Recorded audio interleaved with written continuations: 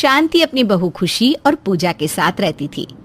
लेकिन उन दोनों बहुओं के मायके वाले भी शांति के ही घर में रहा करते थे। ऐसा इसलिए क्योंकि शांति की बहू का कोई भाई नहीं था।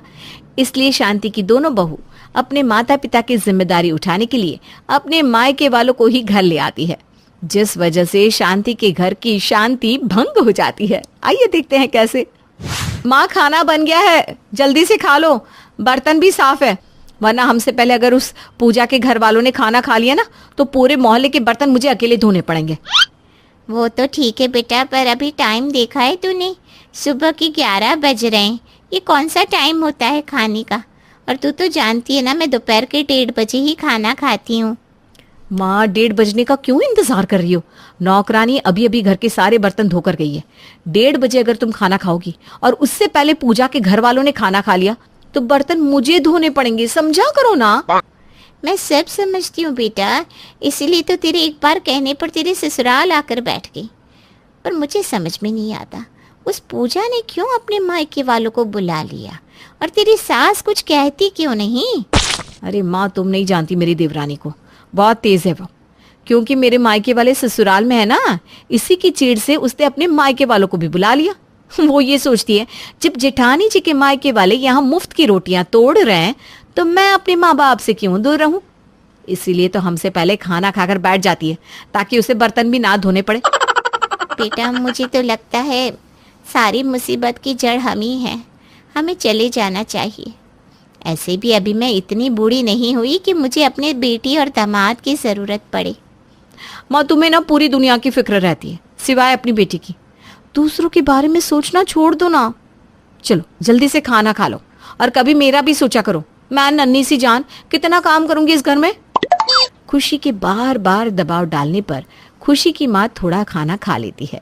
खुशी भी अपने घर वालों को खाना खिलाकर खुद खाना खाकर आराम से बैठ जाती है। अब दोपहर में पूजा अपने मायके वालों के साथ खाना खाने के लिए बैठती है तो वो देखती है कि घर के सारे बर्तन गंदे पड़े हैं। ये देखकर उसे बहुत गुस्सा आता है और वो बर्तन साफ करते हुए घर वालों को सुनाना शुरू कर देती है।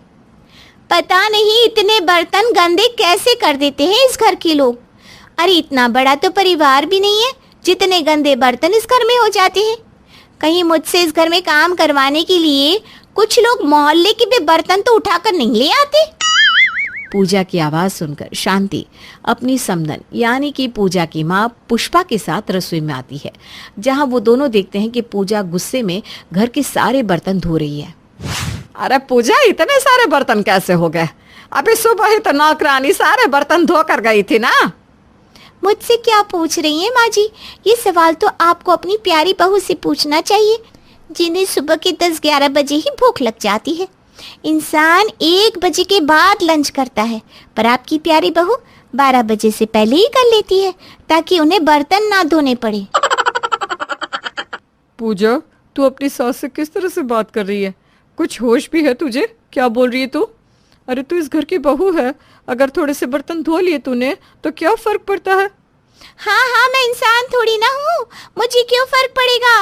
मुझे कोई फर्क नहीं पड़ता, तभी तो मैं पूरे मोहल्ले के बर्तन धो रही हूँ। फर्क तो सिर्फ हमारी जेठानी जी को पड़ता है, नाजुक कली जो है। अच्छा बहू, गुस्सा मत हो, मैं इस बारे में बड़ी बहू से बात करूंगी बस। इतना बोलकर शांति वहां से चली जाती है और अपनी बड़ी बहू से इस बारे में बात करती है, जिस पर खुशी अपनी सास से कहती है, माँ जी, पूजा की तो आदत हो गई है घर में कलेश करने की।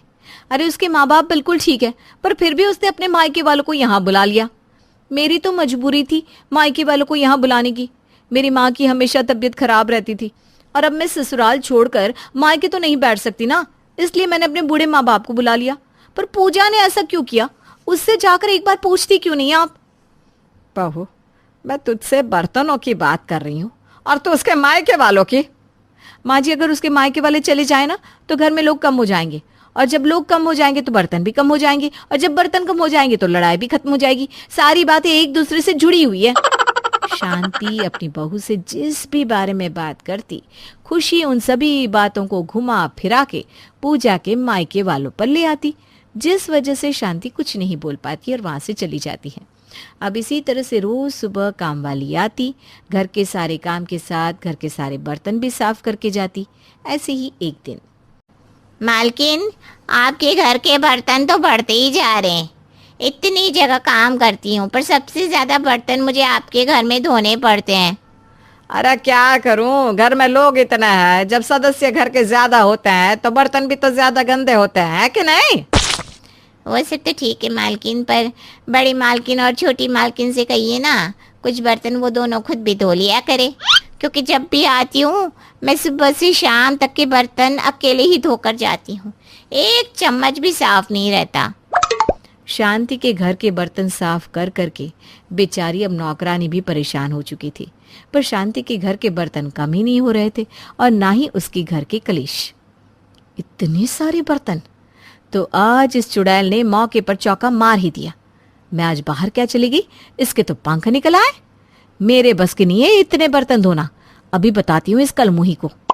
खुशी सारे गंदे बर्तन सिंक में छोड़कर सीधा अपनी देवरानी के पास जाती है, जहां पूजा अपनी माँ के साथ दूध पी रही थी। पूजा देवरानी जी, अगर दूध पीना हो गया हो तो चलकर थोड़ी मेरी मदद करवा दे बर्तन धोने में, क्योंकि आपने अपने मायके वालों के साथ मिलकर घर के सारे बर्तन गंदे कर दिए हैं और बिना बर्तन के तो हम लोग खाना खा नहीं पाएंगे। मेरे घर वालों के बारे में ना सही, पर अपने ससुराल वालों के बारे में तो सोच ही सकती हो आप। दीदी, जब आप हमेशा अपने मायके वालों के साथ पहले खाना खा लेती हैं और सारे बर्तन गंदे करके रख देती हैं, तब तो आपको अपने ससुराल वालों का ख्याल नहीं आता, पर जब आज आपको बर्तन धोने पड़ रहे हैं तो आपको ससुराल वालों का ख्याल आ रहा है। देख रही हैं आंटी जी, पता नहीं क्या संस्कार दिया है आपने अपनी बेटी को, ना ये सास की इज्जत करती है और ना ही अपनी जिठानी की। पूजा बेटा शांत हो जा, तू भी इस घर की बहू है और सच में ना बर्तन बहुत सारे हैं, जाकर थोड़ी सी अपनी जिठानी की मदद कर दे। दोनों साथ में काम करोगे ना तो काम इतना फैला फैला नहीं रहेगा। माँ, कौन सी काम की बात कर रही हो आप उसकी माँ हो या मेरी? घर के सारे काम इस घर की नौकरानी करके जाती है। जिठानी जी तो सिर्फ मुफ्त की रोटियां तोड़ती है और बर्तन गंदे करती है। पूजा की ये बात सुनकर खुशी अपने गुस्से पर काबू नहीं रख पाती और हमेशा की तरह एक बार फिर शांति की दोनों बहुओं के बीच में लड़ाई हो जाती है। लड़ाई इतनी ज्यादा बढ़ जाती है कि घर में हो रही लड़ाई मोहल्ले वालों को साफ साफ सुनाई देती है। अब मोहल्ले के लोग भी अपने घरों से शांति के घर में झांकने लगते हैं और शांति से सवाल जवाब करते हैं। शांति अपने मोहल्ले वालों के किसी भी सवाल का जवाब नहीं दे पाती, पर अपने घर का क्लेश खत्म करने के लिए वो अपनी दोनों बहुओं से कहती है, बस बहुत हो गया, बहुत कर ली तुम दोनों ने अपनी मनमानी। अगर अब तुम दोनों की आवाज इस कमरे से बाहर गई तो मैं तुम दोनों को इस घर से बाहर कर दूंगी। पर माँ जी, लड़ाई तो जिठानी जी कर रही हैं। चुप करो तुम दोनों, यह शांति भवन है और शांति भवन में सिर्फ शांति रहेगी। तुम दोनों हमेशा बर्तनों के लिए लड़ती हो ना। अब इस घर में किसी को भी बर्तन धोने की जरूरत ही नहीं है, क्योंकि अब से कोई भी बर्तन में खाना नहीं खाएगा। मैं सारे बर्तन स्टोर रूम में रख लूंगी। अब से तुम सब डिस्पोजेबल में खाना। इतना बोलकर शांति खुद सारे बर्तन धोकर स्टोर रूम में रख देती है और घर में आ जाती है डिस्पोजेबल प्लेट्स, जिसके बाद घर के सभी सदस्य खाने के लिए बर्तनों के बदले डिस्पोजेबल प्लेट्स का इस्तेमाल करते हैं। विपिन शहर में नौकरी करता था और वहीं उसकी शादी भी हो गई और कल पहली बार वो अपनी पत्नी को लेकर अपने गांव आने वाला है। वैसे तो रीना बहुत सरल मालूम पड़ती है, पर उसकी सास कावेरी उसको गांव में कोई परेशानी नहीं देना चाहती। अरे जल्दी जल्दी हाथ चलाओ ना, बहुत काम बाकी है अभी, कल सुबह ही वो रानी आ जाएगी। जी जी, बस हो ही गया। अरे काहे इतनी चिंता कर रही हो, बहू रानी से मिली नहीं हो का? कितने सरल स्वभाव की है, देखना कुछ ही दिनों में यहाँ के रहन सहन में ढल जाएगी। और जो ना ढल पाई तो अरे मैं ना देख पाऊंगी उसको परेशानी में, क्या इज्जत रह जाएगी हमारी उसके मायके में कि रीना की शादी देहाती खानदान में हुई है जहाँ वो परेशान रहती है। अरे ना बाबा ना। ठीक है, जैसा तुम्हें ठीक लगे। इतने में कावेरी की बहन हेमा आती है। अरे जी, बहू रानी के आने की तैयारियां कैसी चल रही हैं? अरे चल तो रही है, लेकिन पता नहीं बहू रानी को पसंद आएगी या नहीं। अरे जी, शहर की लड़कियां ना बहुत नाजुक होती हैं। सिर्फ जीन्स पहनती हैं और फ्रिज का पानी पीती हैं। रसोई में तो कदम भी ना रखे हैं। हैं? और अरे खेत में भी न कार से जावे, वो भी महंगे वाले जूते पहन कर, ताकि पैरों में जरा भी गंदगी ना लगे। खाना भी टेबल कुर्सी पर बैठ कर खावे। हाँ। अरे तुझे इतना सब कैसे पता शहर की लड़कियों के बारे में? अरे जी, मुझे सब पता है। ये सब तो मैंने सोचा ही नहीं। इतनी जल्दी सब चीजों का बंदोबस्त कैसे करूंगी मैं? अरे देखो जीजी, मुखिया के बेटे मोहन के पास गाड़ी है, कुछ दिन उससे ले लेना। और रही टेबल कुर्सी और फ्रिज की बात, तो नए ही खरीद लो। वैसे दहेज ले लेते तो अच्छा होता, टेबल कुर्सी आ जाता। पर आपने अच्छाई दिखाने के चक्कर में ना। अरे बस बस, दहेज की बात मत करो। जो कुछ चाहिए हम ले लेंगे, इतना तो दिया है भगवान ने। कावेरी अपनी बहन की दी हुई हर सलाह को मानती है और बहू के आने की तैयारी में लगी रहती है। सुबह सुबह विपिन और रीना घर पहुंचती हैं और घर पहुंचते ही रीना सास ससुर के पांव छू लेती है। प्रणाम पापा जी, प्रणाम मम्मी जी। अरे शहर में पाँव छूते हैं क्या? वहां से क्या मतलब सासू माँ, गाँव में तो छूते हैं ना। अरे वाह बेटी, वाह वाह वाह वाह। सास बहू का जवाब सुन के बहुत खुश होती है और अपने नौकर राजू को पानी लाने के लिए कहती है। राजू गलती से मटके का पानी ले आता है। अरे ये क्या, तू तो मटके का पानी ले आया, ये पिलाएगा बहू को? अरे जा फ्रिज का पानी लेकर आ। नहीं नहीं माँ जी, मुझे मटके का ही पानी पीना है। आप भी तो वही पीते हो ना। मैं बचपन से आरओ और फ्रिज का ही तो पानी पीती आ रही हूँ। अरे सही है बेटी, पानी तो मटके का ही भाता है। हम सब तो मटके का पानी ही पीते हैं। कावेरी किचन में राजू की मदद कराती है। इतने में रीना वहां आ जाती है। अरे सासू माँ, मैं भैया की मदद करवाती हूँ। आप अपने बेटी के साथ बैठ जाइए। इतने दिनों बाद मिल रहे हो आप लोग। अरे नहीं नहीं बहू, बस हो ही गया है, तुम परेशान मत हो। तुमसे काम थोड़ी ना करवाएंगे हम। मैं मेहमान थोड़ी ना हूँ। अपने घर में काम करने में कैसी परेशानी। आप आराम कीजिए, मैं जल्दी से करवा दूंगी। अच्छा बेटा, पर कुछ भी जरूरत लगे ना तो मुझे बुलाने में देरी मत करना। जी सासू माँ। कावेरी विपिन से बात करती है। तब तक खाना लग चुका होता है।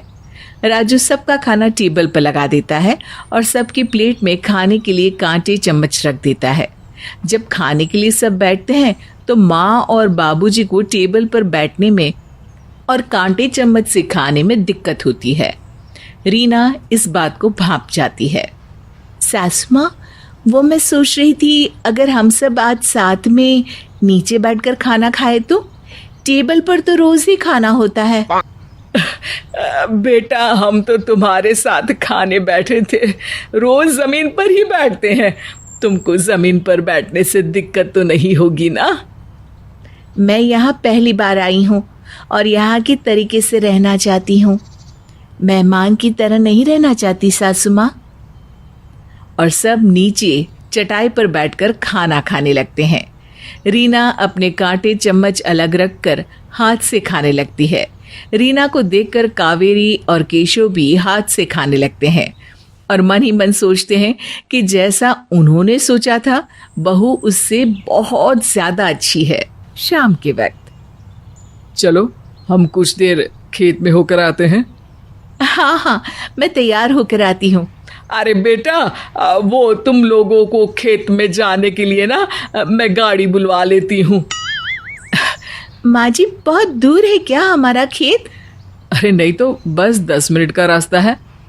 तो हम लोग पैदल ही जाते हैं ना माँ जी। इसी बहाने गांव भी घूम लूंगी। खामखा गाड़ी क्यों ले जाना। अरे पर बहू, तुम्हारी आदत कहाँ होगी इतना पैदल चलने की। तुम तो वहाँ गाड़ी से ही घूमती होगी ना, और रेत में कीचड़ मिट्टी भी होती है ना। माँ जी, वहाँ की बात अलग है और मैं यहाँ शहर वाली जिंदगी जीने थोड़ी ना आई हूँ। मुझे तो गांव की सादगी पसंद है।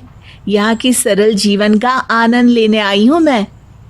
तभी हेमा वहाँ आ जाती है, जो जीन्स टी शर्ट पहन कर आती है, ताकि रीना को वो अपने जैसी लगे और उसकी रीना से ज्यादा पटने लगे। अरे हेमा, ये क्या पहना है?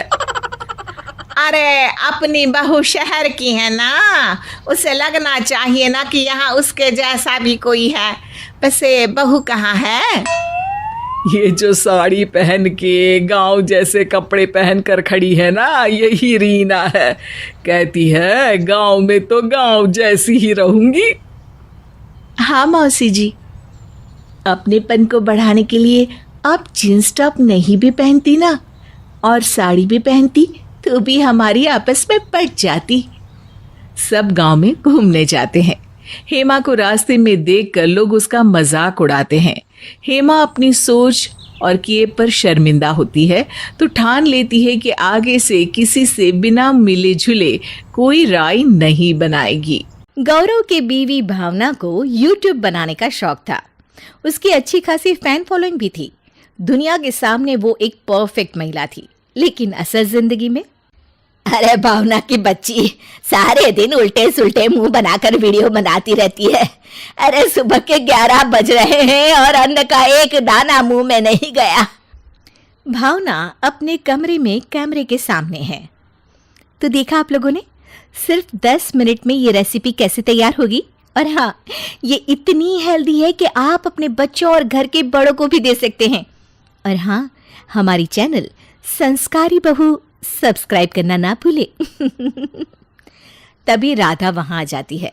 अरे संस्कारी बहू की हीरोइन, सास तेरी भूख से मर रही है, जो बनाया है वही खिला दे। अरे हाँ माँ जी, क्यों नहीं, ये लीजिए खाइए ना। राधा थोड़ा सा खाती है, फिर थूक देती है। ये क्या बनाया है? तू तो बोल रही थी हेल्दी है। अरे माँ जी, बोलने में क्या है, मैं तो बहुत कुछ बोलती हूँ।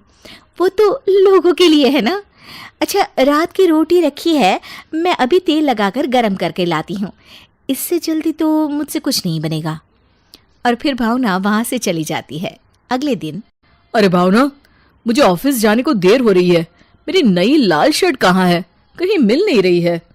भावना कैमरे के सामने एक लाल रंग का थैला लेकर खड़ी होती है। तो देखा आपने कैसे आप अपने पति की पुरानी फेंकने वाली शर्ट से ऐसा सुंदर झोला घर में ही बना सकती है। तो सब्सक्राइब करें संस्कारी बहू का हमारा ये चैनल। सास से लेकर पति अब सभी भावना से काफी परेशान हो जाते हैं, तो वहीं भावना अपनी चैनल के लिए काफी पैसा खर्च करती, न घर में किसी का ख्याल रखती और ना ही परिवार को समय देती, जिससे सास और पति सभी परेशान थे। एक दिन घर की बेल बजती है। सास दरवाजा खोलती है। सामने एक सुंदर सी लड़की खड़ी होती है। अब संस्कारी बहू की सास है ना? अरे फिलहाल तो मैं एक भूखी औरत हूँ जो सुबह से एक कप चाय के लिए बैठी है। खैर, तुम कौन हो यही बता दो। मैं संस्कारी बहू की फैन हूँ। अरे कितनी अच्छी है वो, हर काम में परफेक्ट है। तभी वहां भावना आ जाती है। अरे संध्या, आओ आओ। ये कौन है बहू? शक्ल से तो इतनी सुंदर है, तेरी बहन तो लग नहीं रही। अरे माँ, ये मेरी फैन है, इसकी शादी होने वाली है, तो इसके माँ बाप ने मुझे इसे अपने साथ रखकर अपने जैसे बनाने के लिए कहा है। क्या? हे भगवान! अरे संध्या बेटी, कहाँ पैसे बर्बाद कर रही है? मेरी सास को ना मजाक करने की आदत है। वरना आपकी सास होना तो गर्व की बात है। संध्या भावना के घर में रहने लगती है। अगली सुबह संध्या अच्छे से भावना के पति और सास को खाना और नाश्ता देती है। वो उसके पति के कपड़े अलमारी से निकाल कर रखती है, जिससे उसे कपड़े ढूंढने में परेशानी ना हो। एक दिन संध्या भावना की सास के पास जाती है। आंटी, मैं आपके पैर दबा देती हूँ, आप थक जाती होंगी ना। वो भावना की सास के पैर दबाने लगती है। वहीं भावना सारा दिन बस YouTube चैनल के लिए वीडियो बनाती, मेकअप करती और फोन पर लगी रहती। अब संध्या भी समझ जाती है कि जैसी संस्कारी बहू वीडियो में दिखती है वैसी वो है नहीं। संध्या एक दिन गौरव और उसकी माँ के पास जाती है और उससे कहती है, मेरे पास ना एक आइडिया है, आप लोग चाहे तो मैं वो आइडिया आपको बता सकती हूँ। अगले दिन गौरव, अरे संध्या, मेरी शर्ट कहाँ है? जल्दी लाओ ना, देर हो रही है। संध्या गौरव को शर्ट देती है। अरे मैंने ना आपके सारे कपड़े धोकर प्रेस करके अलमारी में रखे हैं। अरे वाह संध्या, भगवान बीवी दे तो तुम्हारे जैसी। शुक्रिया शुक्रिया। वैसे मैंने ना आज आपके पसंदीदा पकवान बनाए हैं, लंच में रखे हैं, खा लीजिएगा। अरे बस करो संध्या, कहीं ऐसा ना हो कि मैं तुम्हें यहाँ से जाने ही ना दूं। दोनों के पास में खड़ी भावना दोनों को देख रही होती है। उसे ये सब देख सुनकर जलन होती है। भावना जल्दी से गौरव के पास आती है और उसकी शर्ट ठीक करने लगती है। गौरव मन ही मन मुस्कुराकर वहां से चला जाता है। अरे संध्या बेटा, खिला खिला कर तूने तो मुझे मोटा कर दिया। अरे कुछ दिन और आंटी जी, फिर तो मैं जा ही रही हूँ ना। अरे नहीं नहीं, मैं तुझे कहीं नहीं जाने दूंगी। मैं गौरव से बात करूंगी। मैं तो चाहती हूँ कि तू मेरी बहू बन जाए। संध्या शर्माने का नाटक करती है। वहां से चली जाती है। भावना पास खड़ी ये सब देख रही होती है। शाम को गौरव ऑफिस से आता है। भावना उसे देखकर खुश हो जाती है, लेकिन गौरव उसकी तरफ देखता भी नहीं है। अरे संध्या, कहाँ हो संध्या? संध्या और सास वहां आ जाते हैं। भावना को सब अजीब लगता है। वाह संध्या, क्या खाना बनाया था। आज तो मेरे ऑफिस में वाह वाही हो गई। मन कर रहा है तुम्हारे हाथ चूम लूं। भावना ये सुनते ही रोने लगती है। बस यही देखना सुनना बाकी रह गया था। मुझसे तो कोई प्यार ही नहीं करता, न माँ ना ही तुम।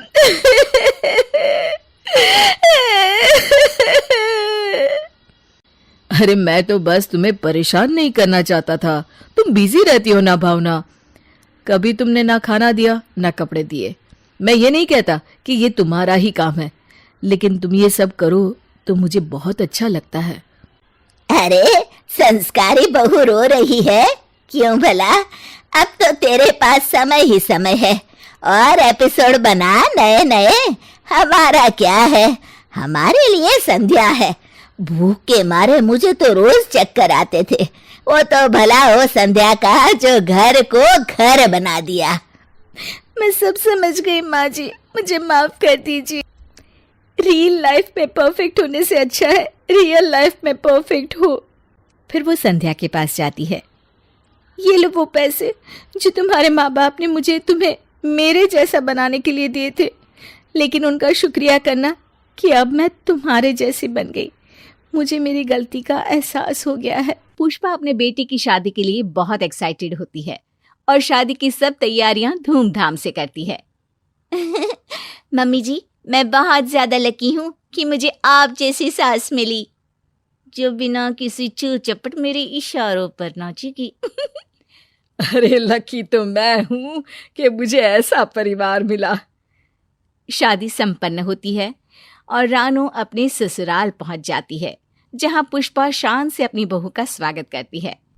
ननद प्रीति उसे पूरा घर दिखाती है। देखो भाभी, ये किचन है, आगे आपका कमरा और इसके आगे मम्मी का कमरा। ऊपर वाले फ्लोर पर मेरा कमरा हुआ करता था, लेकिन मेरे यहाँ से शिफ्ट होते ही भाई ने उसे जिम बना लिया। मुझे कौन सा कुछ करना है जो इतनी इन्फॉर्मेशन दे रही हो? मतलब? अरे मतलब वो, मैं तो ऑफिस जाऊंगी ना, फिर कहाँ मुझे घर में ज्यादा टाइम मिलेगा।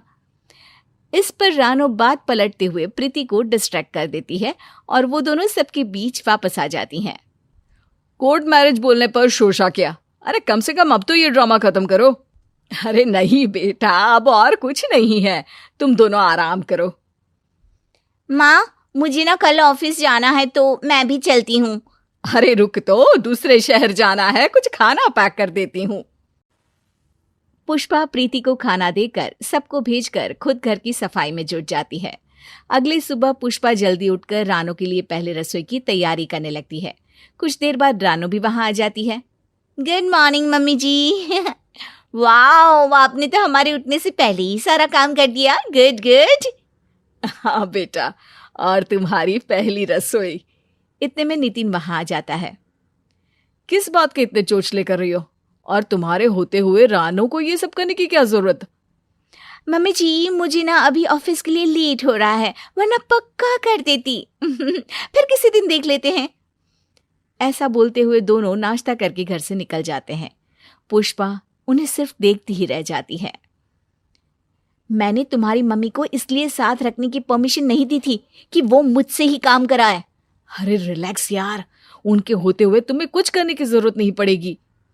दोनों अपने अपने ऑफिस पहुंचते हैं और शाम को घर वापस आकर खाना खा के सो जाते हैं। इसी तरह दिन बीतने लगते हैं और देखते ही देखते पुष्पा को अपने ही घर में बेगाना महसूस होने लगता है। कहने को तो बेटे का घर है, लेकिन ऐसा लगता ही नहीं। दोनों सुबह उठे तो नाश्ता दो, घर की सफाई करो, रात को आए तो खाना दो। अपने बच्चों के लिए ये सब करने में कोई दिक्कत नहीं, पर अब कुछ अच्छा नहीं लग रहा। एक रात सब डिनर कर रहे होते हैं तो पुष्पा उनसे कहती है, अब मैं सोच रही हूँ कुछ दिन गांव वाले घर रहने चली जाऊं। पुष्पा की बात सुनकर नितिन और रानो हैरान रह जाते हैं। गांव? अरे क्यों? पर देखो ना, मुझे कुछ अच्छा नहीं लग रहा।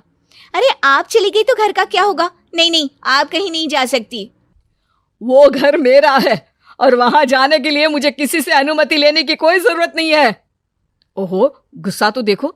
अरे किसे दिखा रही हो ये गुस्सा? जाना है ना? ठीक है, जाओ।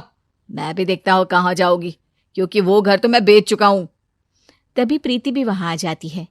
नितिन, तुम माँ का घर कैसे बेच सकते हो? वो घर तो पापा ने खरीदा था। ये बस तो वहां काम करती थी, और किसी घर में काम करने से वो अपना तो नहीं बन जाता। खुद तो कभी कुछ कर नहीं सकती, हमेशा दूसरों के पैसों पर ही ऐश की है। फिर कुछ भी इनका कहां से होगा? तुम माँ से इस तरह से बात नहीं कर सकते नितिन। अरे इतना दुख हो रहा है तो जाओ, उस घर को वापस खरीद लो। है हिम्मत उसे वापस खरीदने की? बस, तेरा बहुत हो गया। नो ऑफेंस दीदी, पर इन्होंने गलत ही क्या बोला? वैसे भी मम्मी जी को करना ही क्या होता है। और इतनी फिक्र है ना अपनी माँ की, तो ले जा अपने साथ। मेरे सर पर क्यों छोड़ा हुआ है? नितिन की बात पर प्रीति अपनी माँ को वहां से अपने घर ले आती है, जहां कुछ दिनों तक तो पुष्पा बेटे बहू के बिहेवियर से सदमे में रहती है, लेकिन कुछ दिनों में प्रीति की लाख कोशिशों बाद वहां खुश रहने लगती है। माँ, तुम हंसती हुई बहुत अच्छी लगती हो। भूल जाओ उन्हें, वो तुम्हारे आंसुओं के लायक भी नहीं है। ये तेरी बेटी का घर है, यहाँ शान से रहो, जो मन में आए करो। तुम यहाँ की महारानी हो। प्रीति ऑफिस चली जाती है, जिसके बाद पुष्पा पूरा दिन कुछ न कुछ सोचते हुए घर में इधर से उधर घूमते बिता देती है, और शाम को प्रीति के घर वापस आते ही उससे कहती है, बेटा, जब तक आप कुछ बनते नहीं, कोई आपकी इज्जत नहीं करता। इसलिए अब मुझे कुछ बनना है, पैसे कमाने हैं, सबको साबित करना है कि मैं भी कुछ कर सकती हूँ। माँ, तुम कुछ नहीं, बहुत कुछ कर सकती हो। इस पर प्रीति अपनी कंपनी में बात करके कुछ ही दिनों में पुष्पा की जॉब लगवा देती है, जिसके बाद दोनों माँ बेटी दिन रात एक कर काम में जुटकर देखते ही देखते कुछ समय में गांव वाला घर वापस खरीद लेते हैं, जिसके मुहूर्त में रानो और नितिन भी आते हैं। Thank you. अगर तुम मुझे वो सब बोलकर यूजलेस होना रियलाइज नहीं कराते, तो शायद मैं आज भी उन्हीं चार दीवारियों को अपनी खुशी समझकर बैठी रहती। मेरे घर में स्वागत है। नितिन, तुम्हें एक चीज अच्छे से समझ लेनी चाहिए। हौसले की उम्र नहीं होती, बस आत्मविश्वास चाहिए। फिर तुम्हें आगे बढ़ने से कोई उम्र, कोई दुनिया वाला नहीं रोक सकता।